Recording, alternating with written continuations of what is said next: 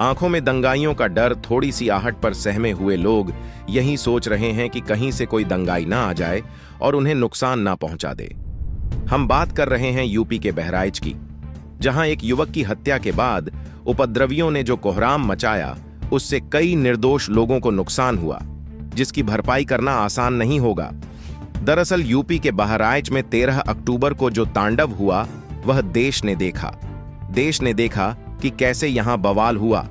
उपद्रवियों ने कई गाड़ियां फूंक दी और लोगों के घर तक जला दिए। इस हिंसा में रामगोपाल के परिजनों ने अपने कलेजे का टुकड़ा तो खोया ही, इस हिंसा की जद में कई निर्दोष लोगों के घर भी उजड़ गए।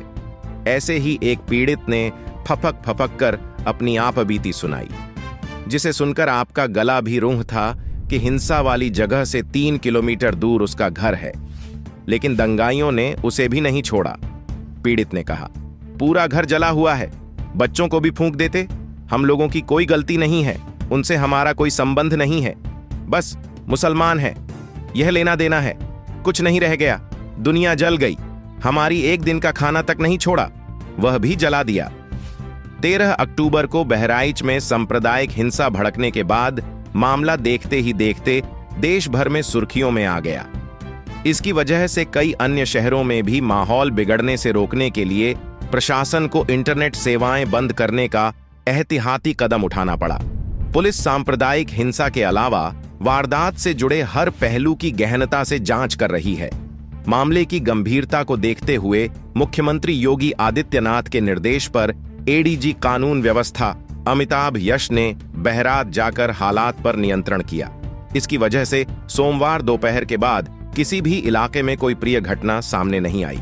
हालात सामान्य होने पर एडीजी मंगलवार देर शाम राजधानी लखनऊ वापस आ गए।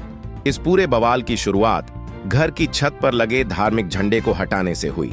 महाराजगंज के बीचों बीच एक मस्जिद है, इसके सामने लोकल मार्केट है। हिंसा की शुरुआत इसी जगह से हुई थी। उस दिन शाम करीब 5 बज रहे थे। नमाज अदा करने के लिए लोग मस्जिद में आ ही रहे थे। उसी वक्त डीजे का शोर होने लगा। 100 से ज्यादा लोग ट्रैक्टर पर देवी प्रतिमा लेकर विसर्जन के लिए जा रहे थे। हाथों में भगवा झंडे लिए भीड़ मस्जिद के सामने पहुंची। डीजे पर चल रहे गानों की वजह से माहौल गर्मा गया। बहसबाजी शुरू हुई। यह विवाद धीरे धीरे हिंसक हो गया और इस मोड़ तक पहुंच गया। हालांकि हिंसा की आग में 2 दिन धधक के बाद बहराइच में तीसरे दिन पूरी तरह शांति रही, लेकिन लोगों के बीच दहशत और तनाव कायम है।